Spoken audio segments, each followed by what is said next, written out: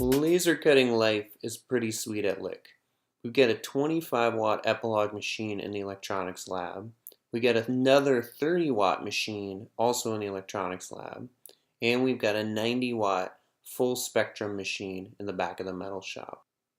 We can cut lots of materials on these machines, like acrylic, medium density fiberboard or MDF, various paper products like cardstock, photocopy paper, construction paper, chipboard, and even a lot of different kinds of wood, about anything up to ½ an inch thick.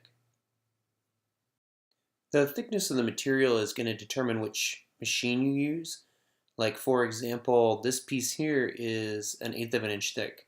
I can cut this on any of the 3 machines and it's going to go fine. This next piece is 1/4 inch thick. This is almost too thick to do on the 25-watt and 30-watt machine, but it will work. It'll definitely go faster though on the 90-watt full spectrum. And finally, I've got some 1/2 inch. This is the thickest we can cut on any of the machines. It is only going to work on the full spectrum machine. And when you go to cut, you're going to see that the inside of the cuts are pretty burnt. There's even a little bit of burn on the edges. This is just because there's a lot of power coming down. You can't cut metal, so don't put metal in the machine. You got to use the plasma cutter. You can't do vinyl. No kind of vinyl can go. So like vinyl sticker paper can't go in the machine. And don't try to put your favorite vinyl record in the machine. It's just not going to work. Not only that, but it's going to actually damage the machine and release really toxic gases. So please keep these things out of the machine. If you don't know for certain that your material can be laser cut, play it safe. Do the research and present it to your instructor. We've got 2 great websites going that will walk you through each step of using the machine. You want to make sure you fully understand the steps, especially, for example, choosing the right settings for the right material. Choosing the wrong settings can result in something like this. Oh no. Hey, it's on fire! Fire is happening right now. Okay, let's do it. Okay, here we go. If something like this did happen, you would want to yell for help and go for the fire extinguisher. Now, a fire extinguisher is a last resort, but if a fire is not going out, you definitely do want to use this. Here's the fire extinguisher in the electronics shop. It's near the window to your right as you walk in the door to the room. Remember that you would have to pull this metal pin out to use the fire extinguisher.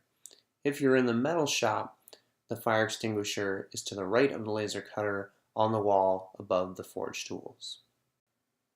One of the other important things is making sure to turn on the air filtration unit when you use these. If you don't turn it on, what you're going to see is smoke spewing out of the machine when you try to cut. So the air filtration unit removes all the toxic particles and smoke while you're cutting.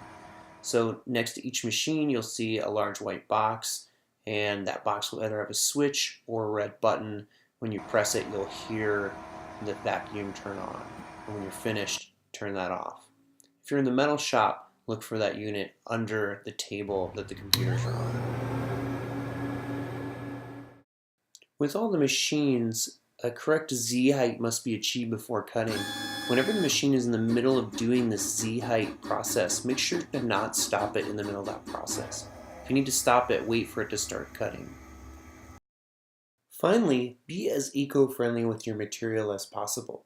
If you look at these cutouts, all of them can be pushed closer together.